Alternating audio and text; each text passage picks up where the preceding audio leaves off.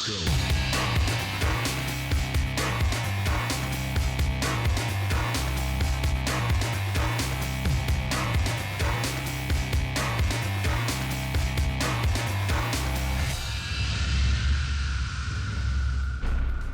This episode, you tell us where to go.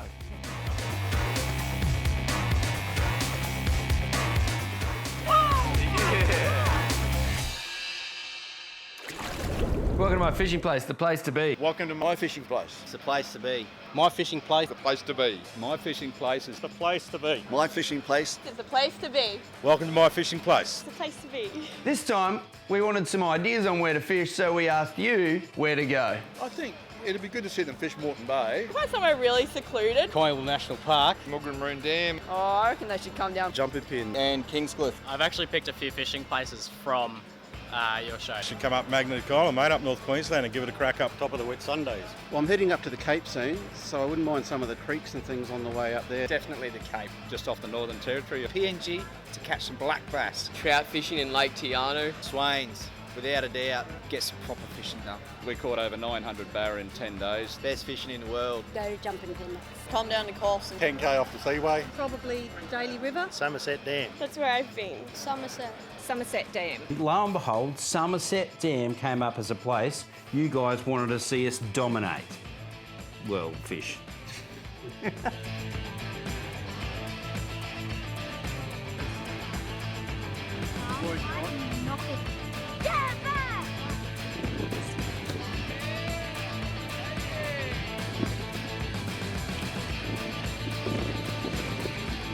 little bit better.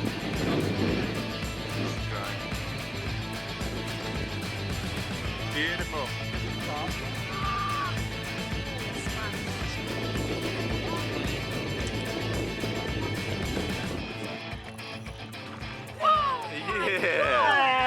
Yeah!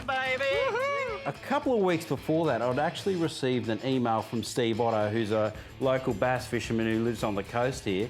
And he mentioned, funnily enough, hey, I'm going out to Somerset Dam, do you want to come out for a fish? And I said, 100% we do. So everything started, and next thing we're off to Somerset. We're off Somerset Pro Bass. Yeah, we gotta get back. And I wasn't there, but it looked like a great time. Yeah, it was. We took the kids. We usually say, you know, the better the fishing, it usually is the harder to get to. And we have to go up. We have to go this way, and then we have to turn. I photocopied it wrong. But Somerset's a big dam, and the park was beautiful. Like, you just drive straight in there, set up the camper.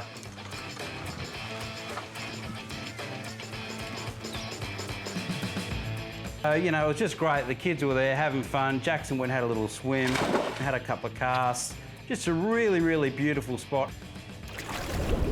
And as with any time you go fishing, there's the anticipation that you're going to get on some big fish. We're getting ready to catch bass. And bass, you know, a big fish might be, 40 plus. Chase some big bass. Big 40s and 50s. That's what we want. You're always amped up about, okay, we're going to go get some big bass, and it's always, you've got that positive attitude that you're going to smash them. Probably bass. We'll probably tear that apart. Well, the hardest thing is, too, is selecting lures, let's be honest. Like, you know, we've got boxes and boxes of lures. You sort of know you're going to do some pretty deep fishing down there. What amazes me is the fact that you say it's hard to choose your lures, and you brought probably 10 boxes of lures, if I know Big Red. But then I notice a little bit later on the footage, you two monkeys walk out of a shop with lures that you've bought. You probably haven't used the 500 in your tackle box, but you've got to buy another three. But look, when you look at that dam, there's a little tackle shop sitting right there, and the guys are full of knowledge, and you just literally have to buy lures if there's a tackle shop right so close. And it turns out, you know, that the little lures we bought just slayed, so it was awesome. So you did, you actually caught fish on the lures you bought? Yeah. Well, let's be honest, what other lures have we bought on a trip that catch fish? Yeah, well.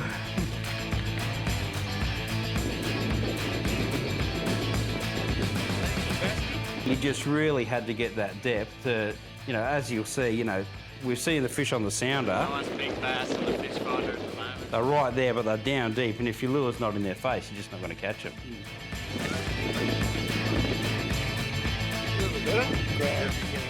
So to all the wives out there that are worried about their husbands spending too much money on lures, you've just heard it. Every fishing spot needs new lures, new colours, so that's the reason why there's so many tackle boxes in the shed. Coming up, more from Somerset Dam.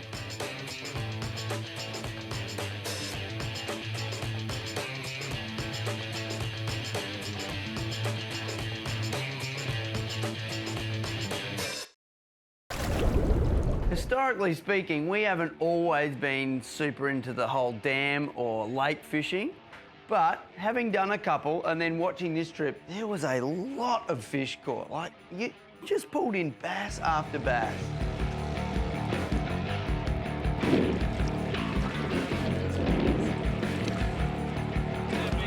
Beautiful. Once we got the lures the right depth, we were just trolling through and getting a heap of bass. The kids were getting bass, so it was good. They weren't really big, much size amongst them to start with, but there was plenty of them, which kept everyone sort of entertained. What was interesting though, my son Lockie, he was trying to wind in this bass, but he didn't even know he had one on. That's really heavy. Oh, I think it's an actual fish. Whoa! There's something there. He's got a fish. He's got a fish. Yes! Why did I tell you, Dad? And I'm going, how can you not know you got a fish on? Like, there's a lot of line out. And then later on the day, for some reason, I switched rods with him for something, and I realised that I got sick of tying braid to mono for a leader because the kids kept snapping it off. So I just re-spooled his whole reel with mono. I got the mono. Well, you got sick of retying braid for him, so I just put mono on his rod. And like, you put a mono lure out the back about 30 metres and it's like, you can't feel anything. So it's one of those, and after doing it again, you realise why you do use the braid. It's so much better. You can feel everything with the lure. So I'd never not use braid again. Like we said earlier, like, we were there to catch big bass. But what you got to remember is, we were there with the families and with the kids. And one thing about fishing, with the kids is that you don't always do just chase that big fish. Kids are just love catching fish. Yeah. So a key to getting your kids involved in fishing and getting excited about fishing is catching it. There might be rubbish pike out on the reef, when the snapper aren't biting, or the smaller bass where they're schooling up. There's still a chance for a good one. I have never seen a bass that small. We're in the nursery, not the kindergarten, the nursery. Well done, guys, in catching the smallest possible fish. There was a couple there, I swear, just come out of the hatchery this year.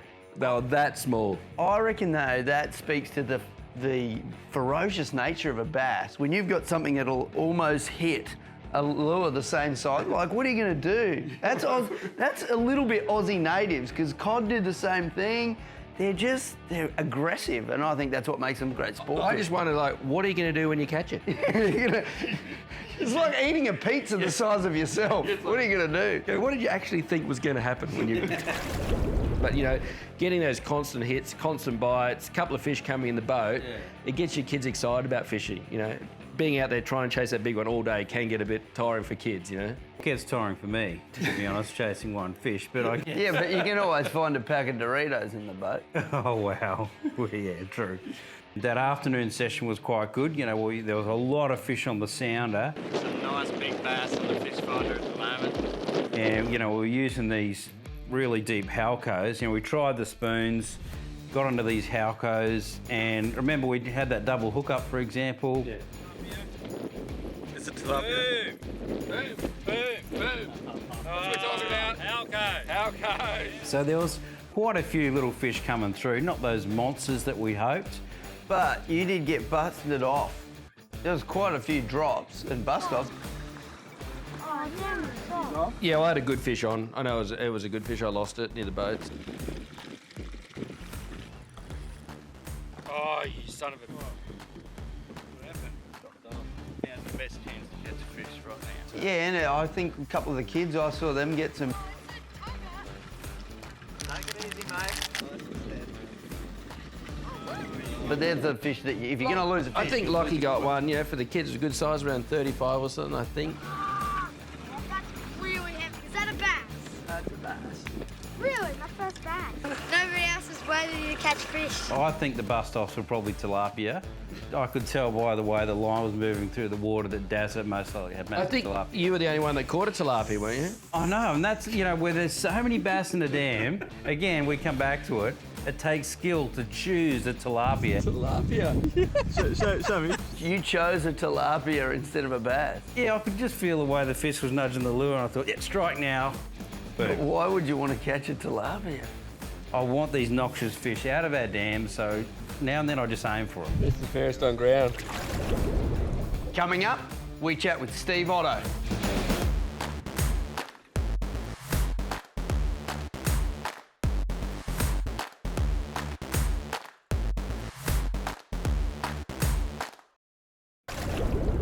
G'day guys, hey, just here with Steve Otto. Now, I didn't get to sit around the campfire, Steve, so tell me, what's your favourite bass story that you've ever had? I fished with a mate, Adrian Melchior, at Somerset. He caught a 3.65 kilogram bass on one of these twisties. Solid bass. Wow, well in the 50s. Probably around 56 centimetres to the fork.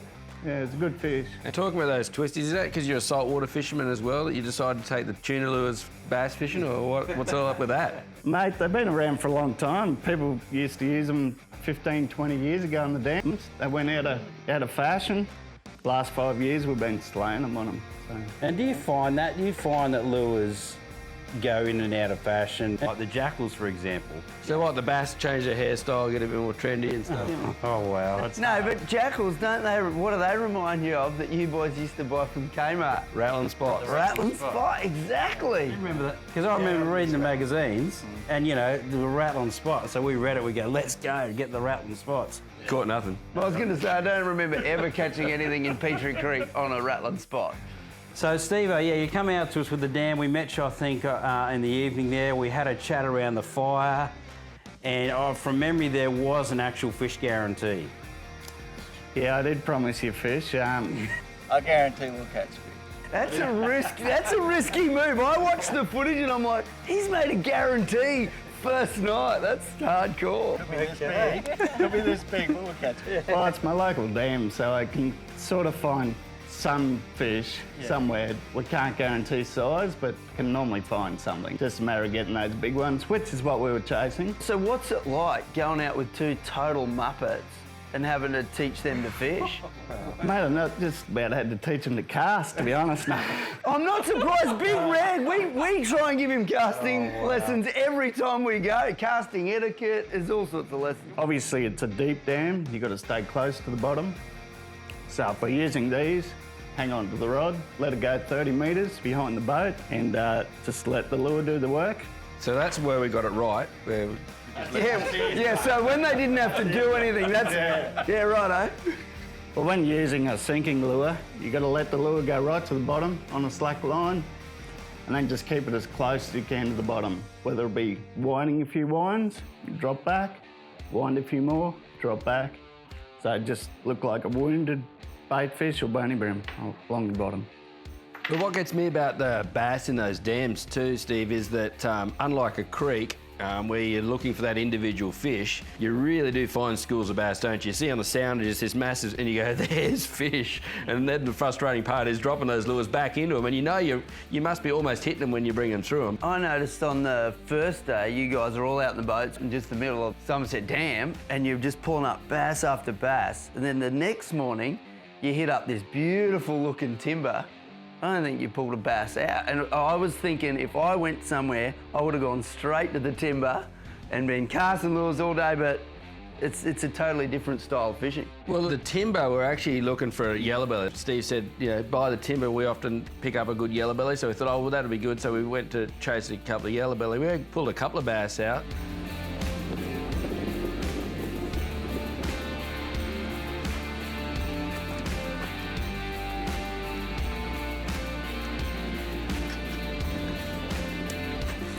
And then we actually fished that rock edge, and I got quite a nice bass off of there, and that was like you're throwing right up on the weeds without hitting the weeds, so you didn't get weed on your lure, and just bringing it back through just that right spot, and when it hit the right spot, the bass were there.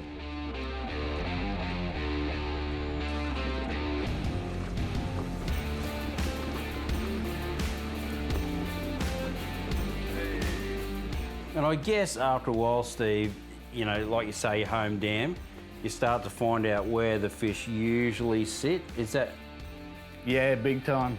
I've got probably 200 or 300 marks on my GPS. Yeah. Just on creek edges, on flats next to creek, deep creek edges. That's where fish like to sit, in 20 to 30 feet of water. When we go up to the timber, it's a bit hit and miss. Hit a bank here, hit a tree there. I've probably got 30 or 40 spots in the dam where I can go to. And being a dam, there's like the bait fish in there is the bony brim, isn't it? That'd be the staple diet of the bass there. Yeah, bony brim predominantly, and they get pretty big, the bonies in there. So we use big lures to catch them that imitate bonies. That's so funny. Not in 100 years would I have picked that for a bass lure. Yeah, and these have become the latest trend. The bigger the better. Coming up, Caden's monster bass. Yeah.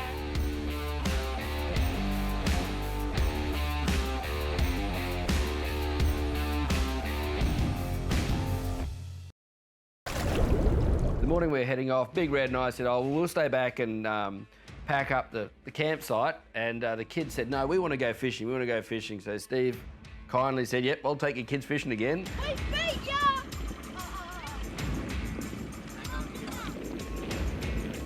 Yeah, we're just trolling a creek edge straight out off the camp area. Caden hooked up to something solid, and yeah, he hooked up to something, and he said, I'm snagged, Steve. So he started winding like this, and I said, lift your rod. And sure enough, the line peeled off. Oh my God. It's real turkey. Huge. Whoa. Yeah. Yeah. Look at that, eh? So he eventually got it in after a lot of excitement in the boat. And we saw it hit the net, and there was a big bass. Yeah, that's what we went for. I reckon that is the biggest bass in the Wallace family. Oh, I would have put it. Yeah, it's bigger than what I've caught, yeah. What about my barumpa bass? No. Not even close. Had them for breakfast, mate. Oh, wow. Your barumpa bass, we could tie onto one of those and jig it up for Caden's bass. So he holds the unofficial title of Bass King in the Wallace house. It was a cracking bass, yeah. Yeah, it was a nice fish. Well, it's pretty easy fishing, I guess, too, for the kids, wasn't it? Like, trolling along, I did get a snag in Somerset. I'll say it now, I got a snag. Steve says, how'd you get snagged? He must be the only one in the dam. It's the only one in the dam. But all I'm saying is, you know, it's pretty easy fishing for the kids, especially when it's trolling. You just got to keep those lures at the right depth. I try and keep the lure. If a lure dives to 8 metres, I'll troll in 8 metres of water so that the bib of the lure is just touching the bottom, stirring up some mud, and that's the most effective way to catch them in Somerset. Lure-wise, the ones I had success on was the 8-metre polygus, and I think that was just because it was getting down to the right depth. The other lures the kids were using weren't quite as deep as that one, and once we switched to that, we were getting a few. Double hookup. Double hookup. Boom, boom, boom. That's what we're talking about. How goes? Around the snags and rocks, I got a fish on the jackal, and I hooked a big, reasonable sized bass and lost on the same lure that Caden got his big bass on, which is that smack lure there. That colour there was really good. Oh,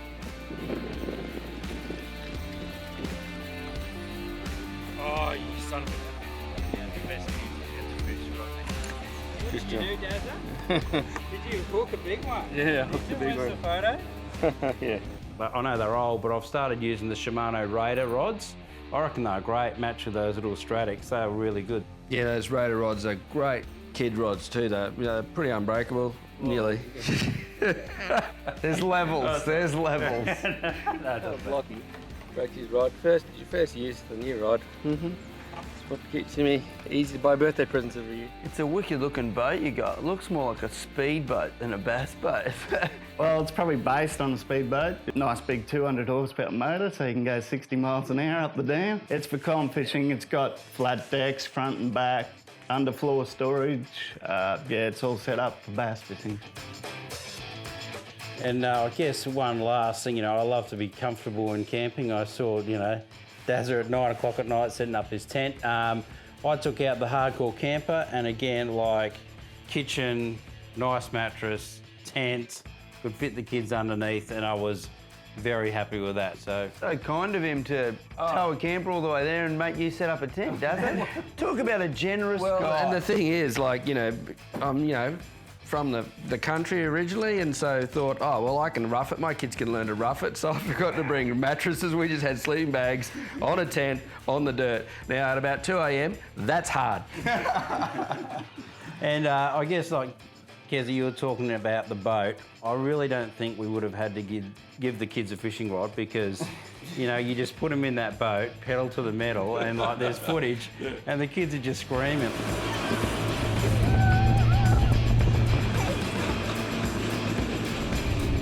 Steve, want to say a big thank you for coming out to Somerset, mate. We had a ball, the kids had a ball on the boat, so again, look forward to fishing with you again sometime. Yeah, mate, it was my pleasure to take you all out. We had a ball. Cheers, mate. Thanks, buddy. Next episode, we look at some local saltwater fishing.